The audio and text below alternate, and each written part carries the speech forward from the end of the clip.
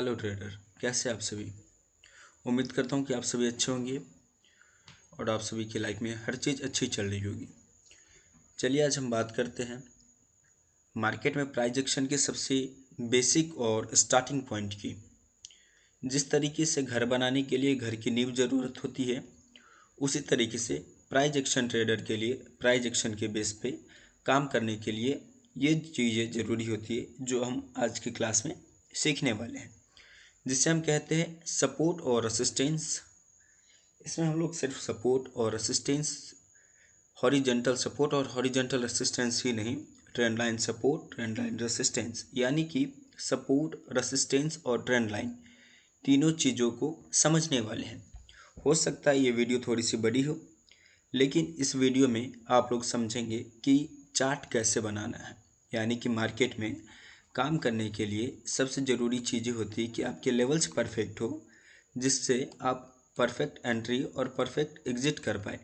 अगर आपके लेवल्स गलत होंगे तो ना आप एंट्री सही कर पाएंगे, ना आपकी रिस्क रिवॉर्ड सही होगी, और हो सकता है कि आप हर ट्रेड में एसएल यानी कि स्टॉप लॉस का सामना करें और आप फ्रस्ट्रेट हो जाए।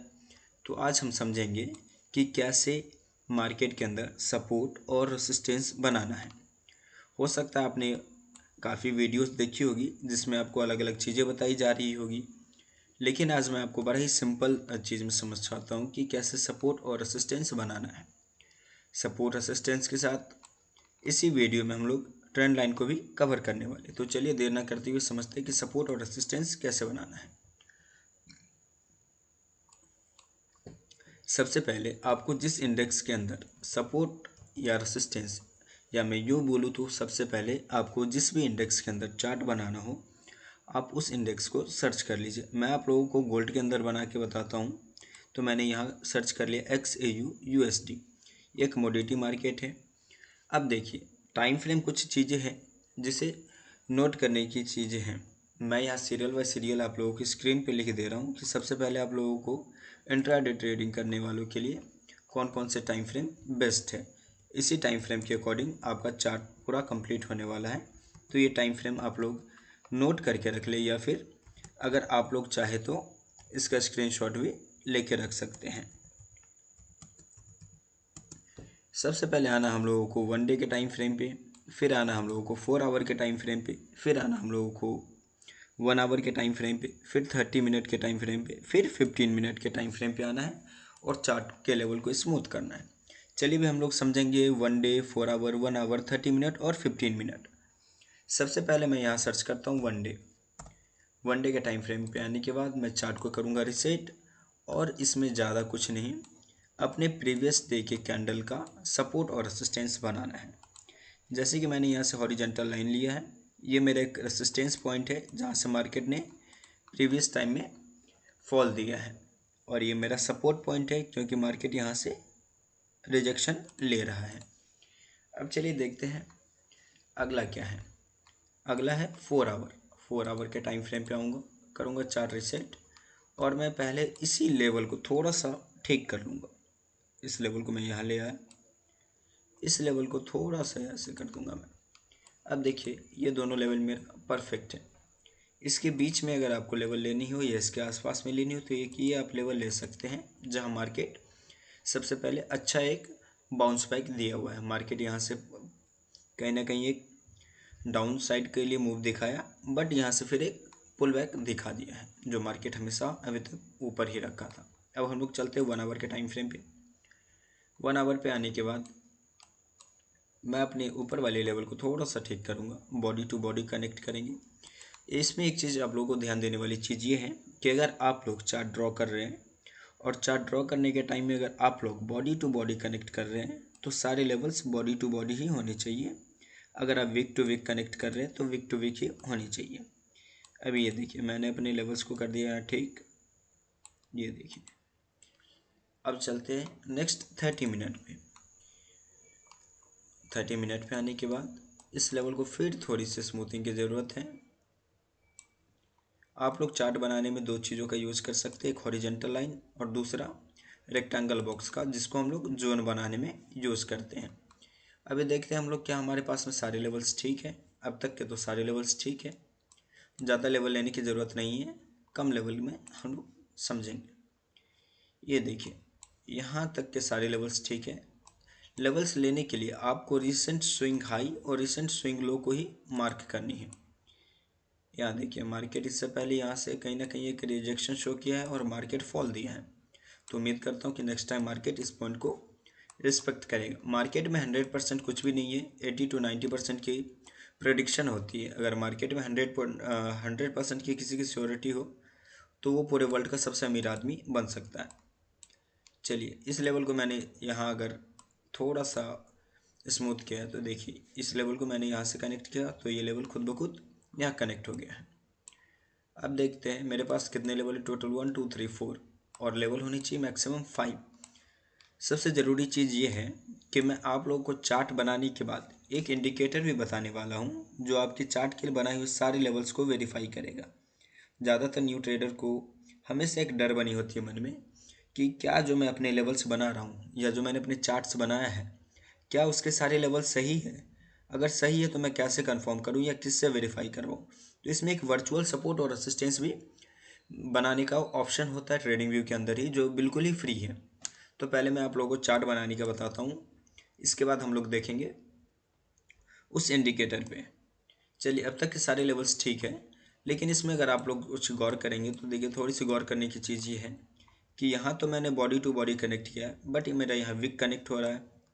फिर यहाँ अगर आप देखेंगे तो मेरे यहाँ विक कनेक्ट हो रहा है, यहाँ बॉडी कनेक्ट हो रहा है, जबकि मैंने भी बोला था कि बॉडी टू बॉडी कनेक्ट करनी है या फिर विक टू विक। चलिए इसको हम लोग डालेंगे रेक्टेंगल बॉक्स के अंदर जिसको हम लोग बोलते हैं जोन।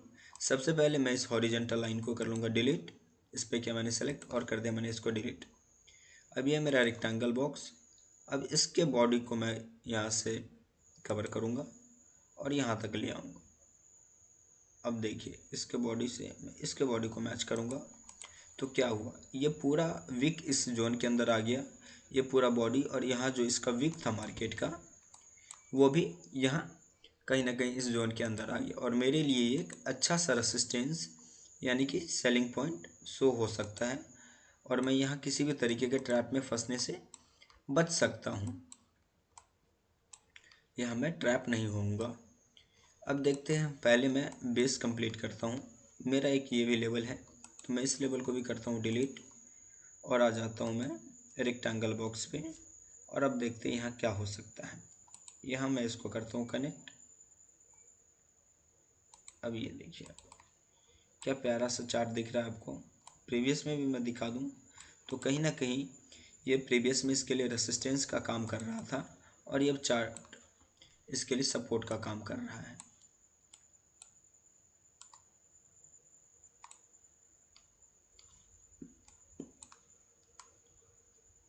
अब यहाँ पे भी एक छोटा सा लेवल आ सकता है अगर मैं बात करूँ, क्यों, तो यहाँ अगर आप देखेंगे तो मार्केट मल्टीपल टाइम यहाँ से रिजेक्शन ले रहा है, ले रहा है। और ये देखिए कितने पॉइंट का ये जोन है, ये जोन है आपको टोटल 15 पॉइंट के करीब में है, 14 पॉइंट के करीब में। अब इस बीच में इस दोनों जोन के बीच में क्या गैप है वो भी मैं चेक कर लेता हूँ। तो इस दोनों जोन के बीच में 8 पॉइंट का गैप है।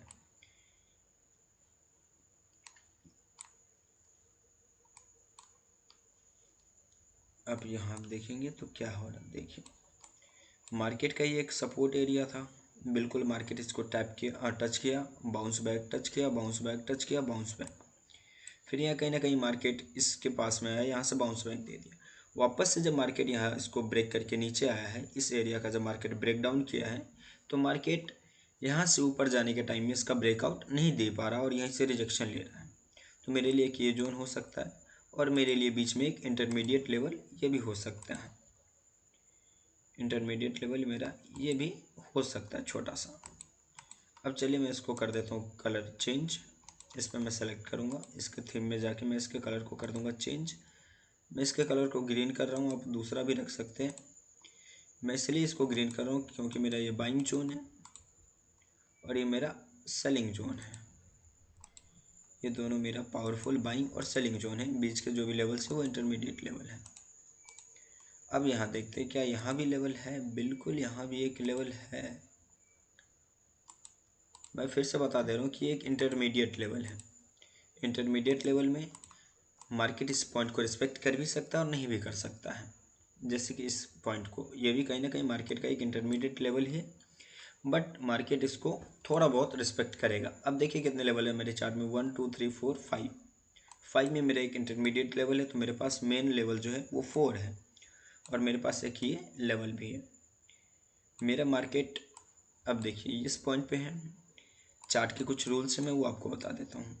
चार्ट के रूल्स हैं कि जब आपका चार्ट बने तो आपके 2 लेवल वहाँ होने चाहिए। सबसे पहला लेवल वहाँ जहाँ मार्केट का भी, यानी कि मार्केट का जो करंट इंडेक्स प्राइस है वहाँ, यानी कि इंडेक्स प्राइस क्या है अभी 3330, अभी मार्केट का लेवल भी मेरा उसी के आसपास में है। फिर एक लेवल उसके नीचे, जहाँ अगर मार्केट उस लेवल से करंट इंडेक्स प्राइस से रिजेक्शन लेता है तो उसका रिसेंट पॉइंट हो जहाँ मार्केट आके रुक सकता है।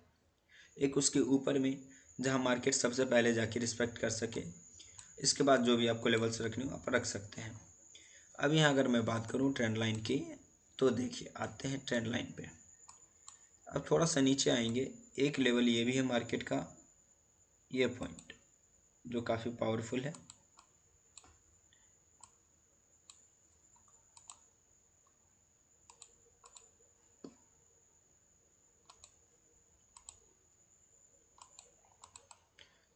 देखिए